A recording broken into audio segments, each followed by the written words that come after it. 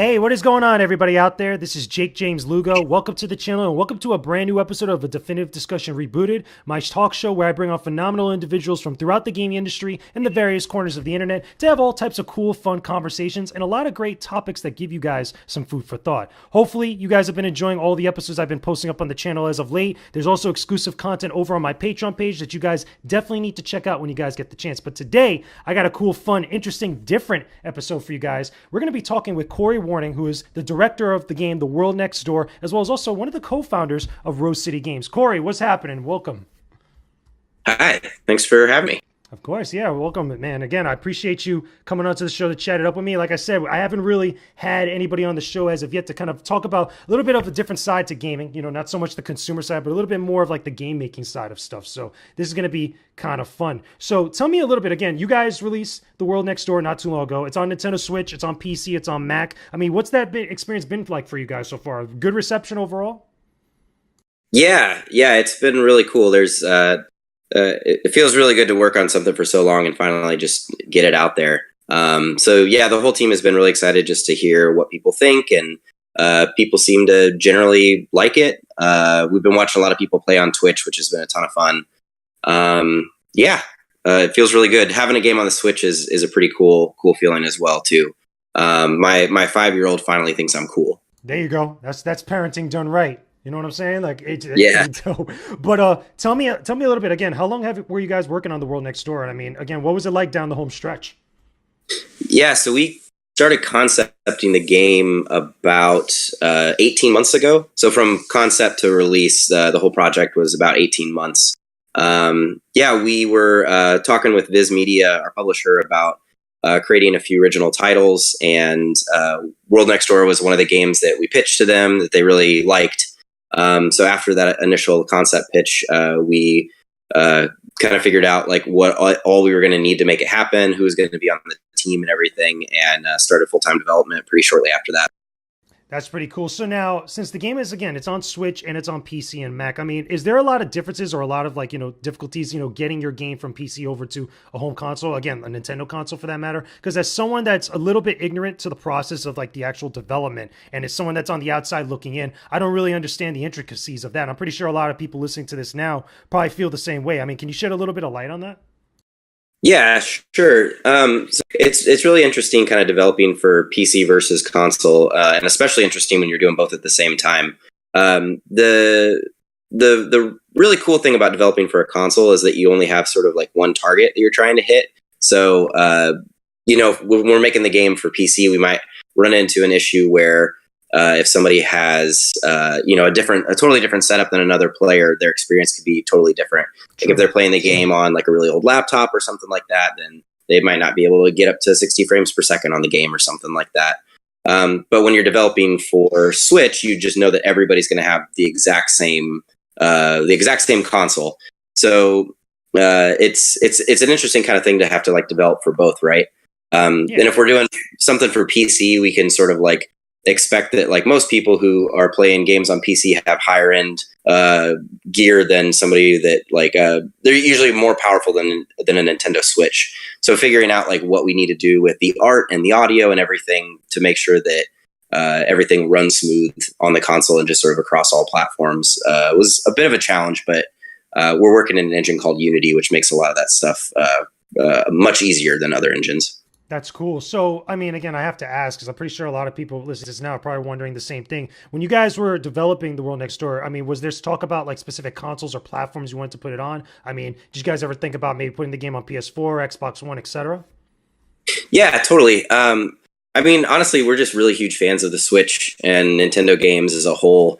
But I mean, again, like I play a ton of games on PlayStation as well. I think we really just thought that The World Next Door would be a really good fit for the Nintendo audience and people who play a lot of games on that. It's definitely like porting to other consoles is something that we're considering like post launch and everything like that, but still too early to say on that. So speaking of post-launch and audience and stuff, I mean, you guys were at PAX East not too long ago. I was actually supposed to be out there at PAX East, and I had to cancel my trip at the last second, so I didn't get to see you guys at your booth and stuff. But you guys had the game on display there, correct? Yeah, we were invited to show with Indie Mega Booth at PAX East, And yeah, so basically about half the team went to Boston and the other half stayed here to make sure that launch went okay. Which was, again, one of those things that was really challenging, but at the same time, it was really cool to kind of have the game come out during a big event and sort of have everybody being loud about it. Yeah, what was that experience like? I mean, again, the reception, the way that the game was received by people that were there at PAX East, because obviously you have people like me who got the game, was able to review it. And I'm pretty sure other people picked up the game on various platforms, and there's that one reaction. But what's it like with the, the in-person reactions when you're seeing these people play your game that you guys helped develop? Yeah, one of the things that we noticed when we were starting to showcase the game is that a lot of people didn't really understand sort of how the combat worked in the game until they actually got their hands on it. So we would notice that people would be like watching the trailer on like a TV that's running at a booth or something like that. And then they'd get their hands on the game and say, oh, this is actually way more fun than I thought it was going to be. So that kind of became one of our biggest challenges on like the marketing side is, okay, how do we make sure that we can communicate how these battles work and why they're fun in a way that is going to make people actually want to get their hands on it. Because if they're not at PAX East, then the best way to play the game is to buy it. So yeah, that's kind of what we've been thinking a lot about. And it's been really cool to hear people say also that they think that the combat's like really unique. It's something that we were really hoping was going to really stick with people and be sort of one of the things about the game that people walk away with saying like that was one of my favorite parts about it. And so far that really seems to be the case. Yeah, when I reviewed it, I definitely thought it was very unique, and it was something different. It felt like a mixture of a lot of different elements from other like familiar styles of gameplay that just blended together very well. I mean, when you guys were coming up with the concept of it, I mean, what was like some of the challenges as far as like making it work or making it something that was very either intuitive or something easy to get into? Because for me, again, I think of like puzzle games like Candy Crush or Columns when I look at that battle system, and obviously there's little elements of RPGs here and there. I mean, what was that process like? When we first started concepting the game, the original idea was to make something a little bit more like Tetris Attack. And I think for having a match 3 game where you're not seeing like tiles or anything sort of like cascading was definitely a big challenge. We're sort of kind of taking what people generally think of in match 3 and kind of turning it on your head. And I think like it's definitely evolved a lot from the original like prototypes and stuff. We have versions of the game where we originally had you switching between like 2 characters on the same board. So there were 4 players on the board at one time. We had it where you were only able to switch tiles that you were standing next to, which is more like a Bejeweled kind of like fashion. So yeah, it's really evolved like in a ton of different ways. And I think where we really landed on was just trying to streamline as much as possible while still kind of trying to think about some recognizable like mechanics from other match 3 games. Like for example, if you match spells with 4 pieces or more, you populate like a special rune, which you can line up into a shape and summon like a friend and to do like a really powerful attack. So that's like something that we borrowed from other match 3 games. So one of the things that I talked about in my review that I did for the Coalition was that I thought maybe just, calling the assist with those special runes was a little bit too much. I felt like, the steps in order to get them into that like pattern, like for different like, types of like team attacks or stuff, or when you could call in an assist, I thought that was maybe a little bit too much for someone like me anyway, from my perspective. For me, like when I was going through the game, I was like, okay, instead it would have been so much better because I would have been using these assists so much more by actually just matching them, whether it was like 3 or 4, whatever, many runes together, rather than trying to get that pattern on there. Was that done because of balance, or was that done to kind of like prevent players from like abusing like some of the assists and kind of breezing through certain sections of the game? Like, was that like stuff did you guys think about at one point? Yeah, we actually experimented a lot with like how many special runes to line up, and if we wanted to let players sort of like get away with maybe having 1 extra rune on there. But yeah, balance is definitely a big part of it. We wanted those summon moments to feel really big and special.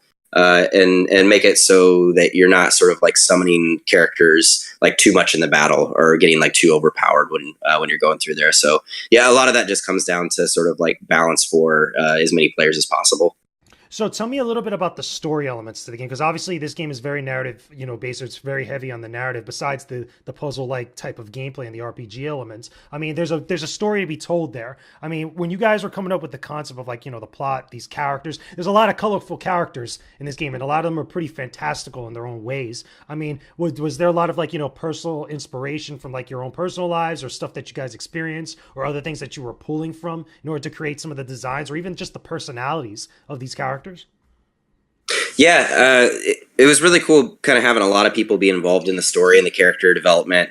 Our character artist, Lord Grizz, kind of had the initial ideas for a lot of these characters and what their personalities were going to be like way back when we were concepting the game back in like 2 summers ago. And I know that she pulled like a lot of like personal references. Like some characters are based on like childhood friends, or Horace, the character with the skull, is actually based on some skull that she found in the desert like years ago, who I think is also named Horace, if I remember right. So yeah, and then our lead writer, S.A. Farnham, she did an awesome job kind of developing the story with a lot of like ideas and other things that we were sort of referencing. Like we knew that we wanted to make sort of like a teen drama style game, sort of in the vein of like Stranger Things or The Goonies, or games like Oxenfree. And I think like trying to kind of merge, trying to figure out how to like tell like a really good story, but also give players like a feeling like that they were making decisions or like acting as June, without sort of like getting into like having 18 different endings or something like that. Being like a really small studio, and this is a pretty small game. I think that was one of the biggest challenges, was trying to balance how do we tell the story that we want to tell, but also let the player feel like they're influencing the story as well. So spinning off of that, I mean, was there any like specific things that you could think of, throughout the entire process when you guys were making the game that didn't really come together, didn't really work as well as maybe you guys had hoped for? At one point, it probably got changed up at some point during development, because I'm pretty sure like there was many ideas that you guys at the time probably couldn't implement. Yeah, totally. I mean, one thing that we've been seeing a lot in reviews that we sort of expected was the items in the game are almost all cosmetic. The original idea for the items was that they were going to give you small perks like 10 plus HP, and like June goes 5% faster when dashing, and resistance to fire spells and that kind of thing. But yeah, we had a tight deadline on this game, and unfortunately that means that some stuff just has to get cut. So that's like one of those things that we were really, really hoping to get in the game at launch, and just it was one of those tough choices that I wish we could have got everything in, but unfortunately that was one of those things that just kind of had to get pushed out. So I know this might sound a little bit silly, but I have to ask because I'm pretty sure other people are thinking about this as well. I mean, throughout all that process, with some of those things that probably didn't work or probably you guys had to put on the back burner, did you guys ever think about maybe down the line doing like post-release DLC or post-release expansions for it? It's either updates or something that you could just add on to maybe kind of flesh things out, or even just build upon what was already there to get even more of those ideas into the game? Yeah, we're actually working on a lot of that stuff right now. So versus mode is something that's coming up, hopefully next month. So we're looking at like around May, to try and get that pushed out. That was originally scoped to be part of the game at launch, but again, we just kind of ran into deadlines and weren't able to get it done, by the time that the game needed to come out. So yeah, we had a good talk with our publisher and we said, hey, let's just delay this thing out so that we can get the core single player experience done. And then work on versus mode afterwards. It's been great too. I mean, we've been paying really close attention to a lot of reviews and people streaming the game, and it's just like one of the best ways to get feedback on your game is just to put it out there and let people get their hands on it. One piece of feedback that we noticed really early on was that people were having trouble sometimes like getting in between specific spaces on the board. I think I they said weren't the able. same thing in my own review. I'm pretty sure I mentioned that. Yeah, so it's something that we really noticed hearing a lot, and it's actually something we've already addressed. And the next time we push a patch, that's going to feel a lot better. So it's been really cool to like get all that kind of feedback in and see like where we can make improvements and that kind of thing. Like obviously something like kind of like reworking all the items and like how perks and everything would work in the game. That might be something that we could hopefully get that like maybe down the line. But some of those, like, it's all sort of like prioritization, right? Like, Yeah. something like making sure that like battles feel tight and that you're swapping runes where you want them to go feels a little bit more important than giving items perks, for example. So yeah, just with the time that we have available with a small team, we sort of just have to make those hard decisions sometimes. Very true. Makes a lot of sense. So let me ask you this as a good way to kind of cap everything off. I mean, was going through this entire process now, again, from all the time that you guys developed the game up to its release, and then seeing the reception, the response, and talking about it now like we are at this moment. I mean, if you had the chance to go through all that again, either for this game or even going on to the next game or whatever stuff you guys got planned down the line, would there be anything different that you would do or anything that you would change? That's a good question. Yeah, I don't know. I think it feels really early. I think I probably have a better answer for that maybe in about a month. It still feels like we're very much like right in the middle of launch, and we're still just like learning a ton. So yeah, I think I don't know. I think it's maybe a little too early for me to say. But I mean, overall, I think I'm really proud of the game that we made, and with this being like our first original release. It feels like we're in a good place to continue making more games, and I'm really excited to kind of be sharing like more stuff that we're going to be working on as a studio in the near future too. Sounds good. Yeah, probably give it a little bit longer, maybe than a month. Maybe give it like half a year or so. Maybe talk to you in a year. See, like, be like, yo, that was either amazing or oh my god, it was stressful. I can imagine. Yeah. At that point and stuff. But Corey, thank you so much for chatting up with me about the world next door and everything else with you guys that you guys are doing over there. Where can everybody find you right now? Okay, you guys have a website. You guys are on the socials. Where are you guys at? Yeah, game is at theworldnextdoor.com, and I'm at Corey Warning on Twitter. Awesome. So make sure you guys check that out. There's going to be links in the description box below so you guys could go directly over there. Send them some owl hugs for doing a job well done, for pushing this game out and all that jazz and stuff. Again, thank you so much, Corey, for joining me on the show. Guys, make sure you guys leave me a like on this video, subscribe to the channel, and don't forget to leave me a comment down below. And also, don't forget, head over to my Patreon page for some more exclusive content related to this show and everything else out there. We will talk to you guys again very soon. Peace out, and stay epic, everybody.